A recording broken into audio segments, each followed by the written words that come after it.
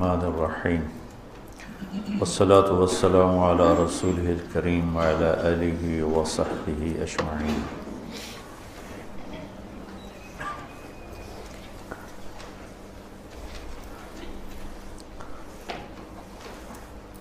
سارے علم کا جو خلاصہ ہے وہ اللہ کی پہچان ہے۔ فَاعْلَمْ أَنَّهُ لَا إِلَٰهَ إِلَّا اللَّهُ، یہاں واو کی بجائے فا ہے، جس سے غالباً یہ مطلب نکلتا ہے کہ سب سے پہلے یہ جانو کہ اللہ ایک ہے اور اس کے سوا کوئی معبود نہیں۔ تو اللہ کو جاننا، اللہ کی پہچان، یہ علم کی انتہا ہے۔ جو اپنے علم سے اللہ کو پا گیا، پہچان گیا، وہ کامیاب ہوا ہے۔ جس نے اللہ کو نہیں پہچانا، اس کے پاس جو بھی علم ہے، جس شکل میں بھی ہے، وہ مردود ہے۔ تو قرآن اللہ کا تعارف کراتا ہے بڑے خوبصورت انداز میں۔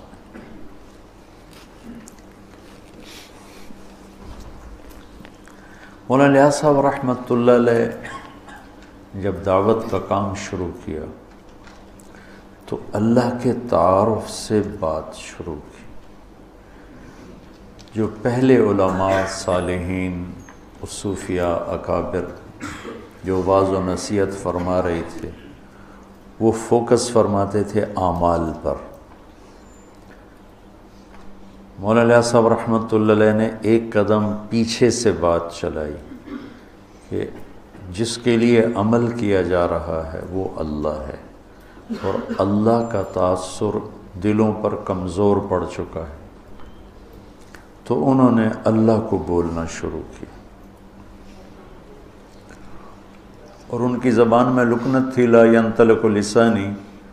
ان کے انتقال کے بعد پھر ان کے صاحبزادے مولانا یوسف صاحب رحمۃ اللہ علیہ نے جو اللہ اللہ کی رٹ لگائی، اور لوگوں کے دلوں کا رخ اللہ نے اپنی طرف پھیر دیا۔ تو انبیاء کی بھی پہلی محنت جو ہوتی ہے وہ لا الہ الا اللہ ہوتی۔ جب اللہ کا یقین، اللہ کا تعارف مکمل، تو خیر موت تک نہیں ہو سکتا، لیکن اتنا کہ جو دلوں پر اثر انداز ہو جائے، تو پھر آگے احکام، اعمال کا کرنے کی کیفیت تبدیل ہو جاتی۔ حضرت عائشہ رضی اللہ تعالیٰ عنہ کا فرمان ہے، اگر قرآن ایک دم اترتا تو لوگ انکار کر دیتے۔ تو پہلے دلوں کو نرم کرنے والی آیات، توحید، رسالت، آخرت، جنت، جہنم، یہ آیات آئیں، اس سے دل نرم ہوئے۔ تو پھر سورہ بقرہ، آل عمران، نساء، مائدہ، یہ جن میں سارے احکام ہی احکام ہیں، پھر یہ اترنا شروع۔ تو تیسرے پارے میں ایک آیت ہے، آیت الکرسی۔ یہ اللہ کا، اس کو اعظم آیتن کہا جاتا، اطول نہیں، اعظم۔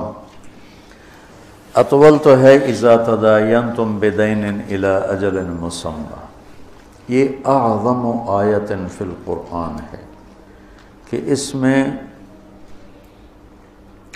اللہ کے نام کا تکرار ایک آیت میں، ابھی میں آپ کو گن کے سناتا ہوں کہ کتنا ہے۔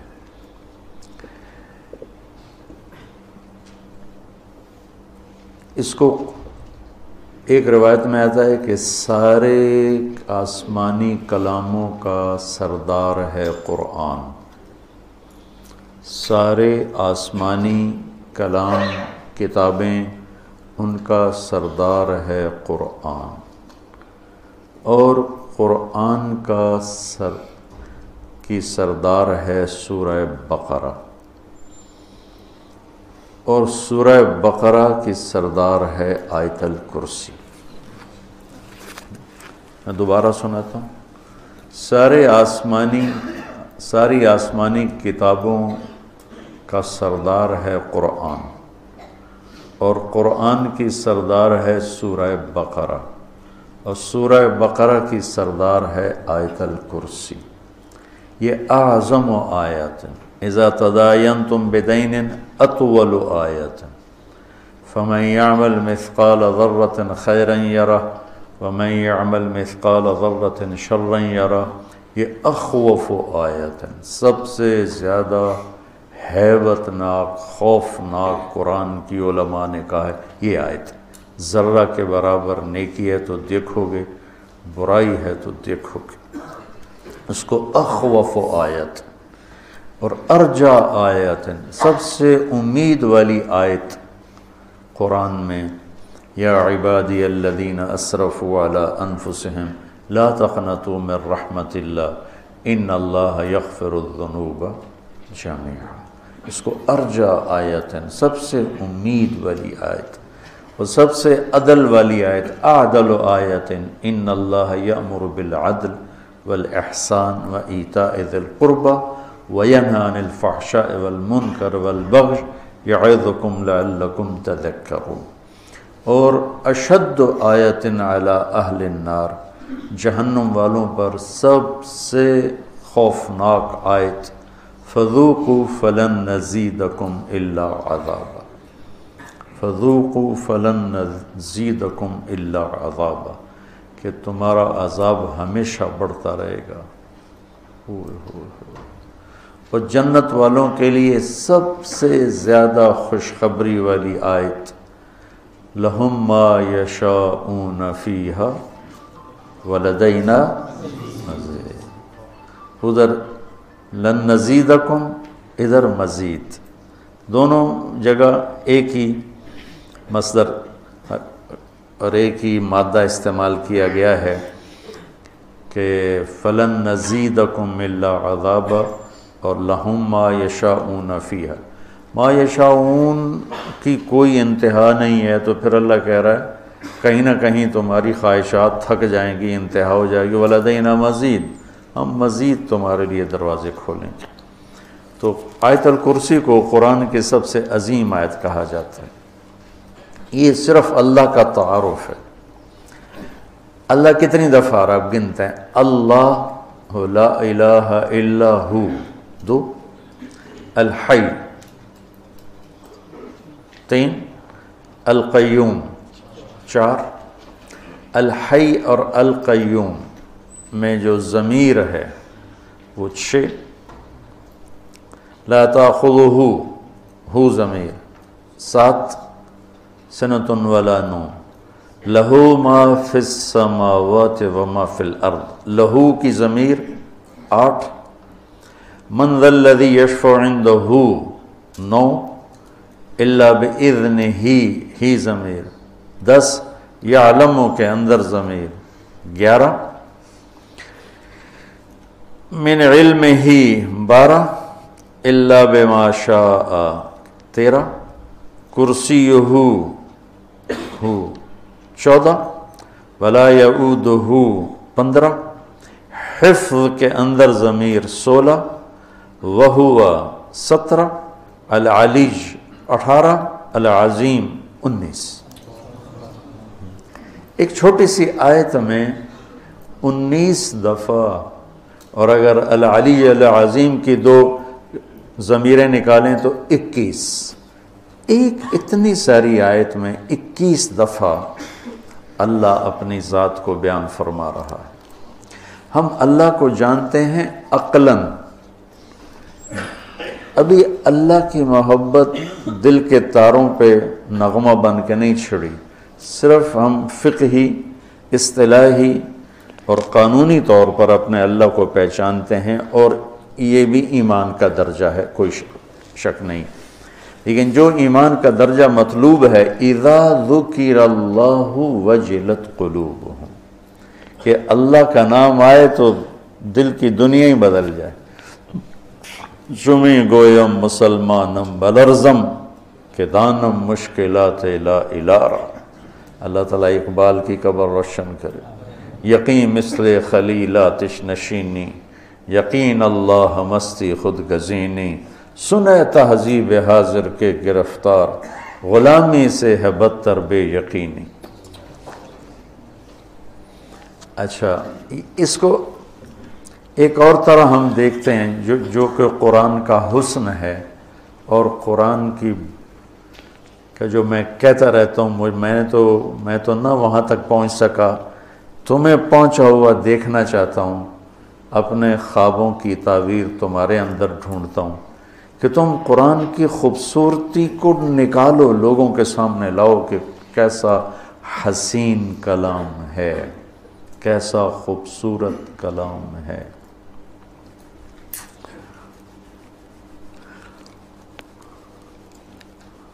اللہ لا الہ الا ہو،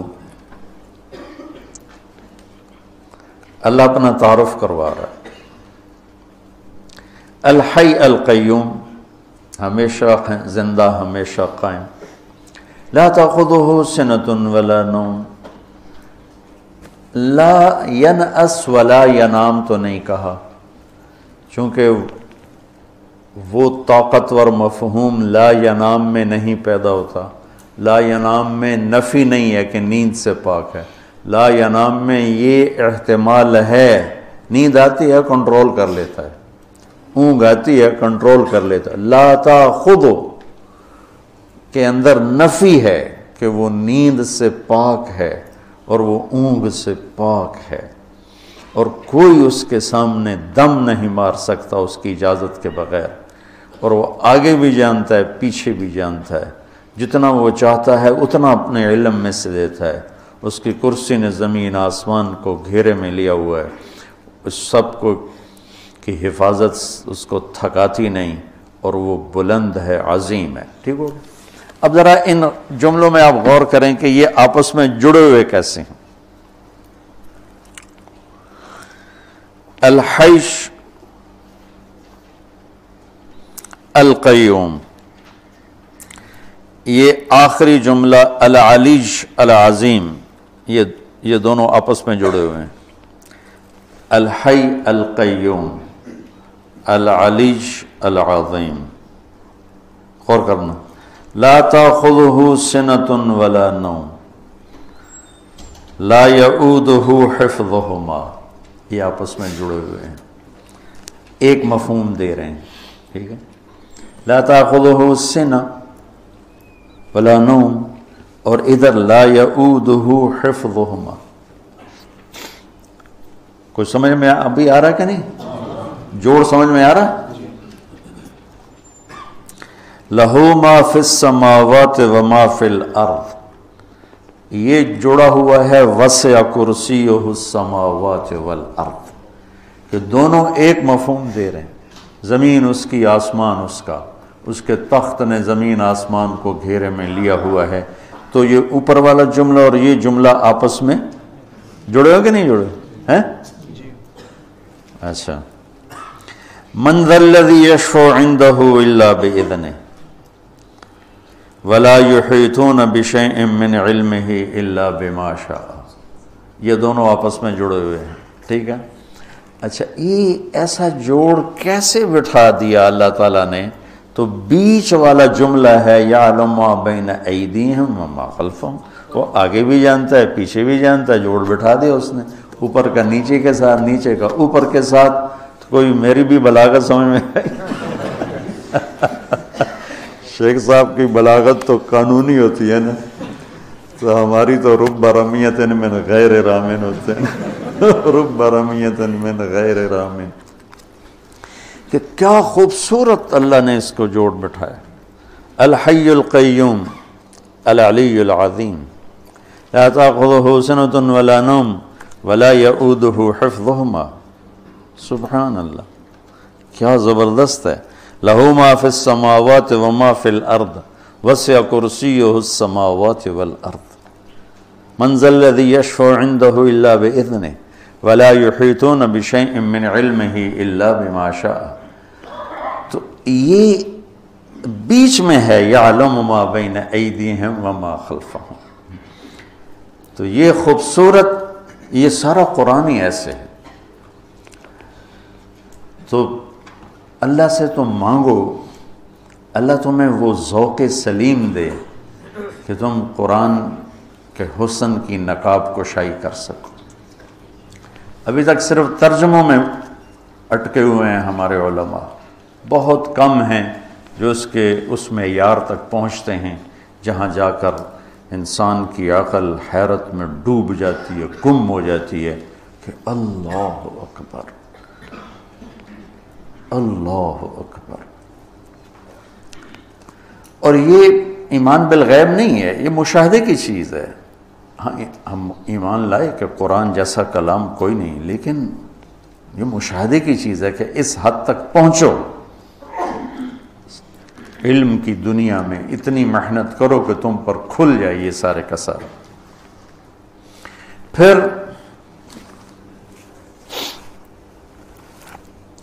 آگے نا اللہ تعالیٰ نے اپنی قدرت کے کچھ مناظر بیان فرمائے ہیں۔ زندگی اور موت، کون زندہ کون مردہ، مر کے کون جیتا ہے، یہ ساری باتیں بہت زمانے سے آ رہی ہیں۔ ہیہات ہیہات لما توعدون کا نعرہ لگانے والی ایک بہت بڑی دنیا ہے کہ کچھ نہیں ہے موت کے بعد، سب ایسا ہی ہے، کچھ بھی نہیں ہے، سب ایسا ہی ہے۔ عزیر علیہ السلام کے دور میں بخت نصر نے بیت المقدس پہ حملہ کیا اور ساری بستی کو تباہ و برباد کر دیا اور لاشوں کے انبار لگا دی۔ تو عزیر علیہ السلام اپنے گدھے پہ جا رہے تھے تو وہ دیکھ کر کہنے لگے انا یحیی ہذہ اللہ بعد موت، یہ سارے کیسے زندہ ہوں گے؟ وہ تو نبی تھے تو ان کو سکھانا بھی تھا، تو چلتے چلتے تھکاوٹ محسوس ہوئی، بھوک لگی، تو گدھے پہ سوار تھے، ایک کھنڈر سا تھا، وہاں درخت کے نیچے گدھے کو باندھا اور ٹوٹے ہوئے کھنڈر کی دیوار پر یوں ٹیک لگائی، روٹی نکالی اور اس کو توڑ کے پیالے میں ڈالا، انگور ساتھ تھے ان کو رومال میں ڈال کے ان کو نچوڑا، تو روٹی کے اوپر انگوروں کے رس کو نچوڑا تو وہ اس میں تر ہو گئی، تو تھوڑی دیر یہ روٹی رس میں بھیگی رہے تاکہ نرم ہو جائے، پھر کھاؤں گا، اس خیال سے اس چھوٹی دیوار سے یوں ٹیک لگائی ایسے، اور آگے ایک چھوٹی سی اس دیوار تھے اس پر یوں ٹیکا، اور یہاں تھے اور اللہ نے جان نکالی، فَأَمَاتَهُ اللَّهُ مِئَةَ عَامٍ۔ اب انگور کے رس کے رچ جانے کے انتظار میں یوں کہ اور جان گئی، 100 برس کے بعد اللہ نے اٹھایا، کم لبثت؟ قال یوما، ایک دم نکلا ایک دن، پھر سورج دیکھا تو کوئی ڈھل گیا تھا، نہیں بعد یوم، قال بل لبثت 100 عام، نہیں عزیر تو 100 سال زندہ رہا ہے۔ یا اللہ 100 سال، وہ کیسے؟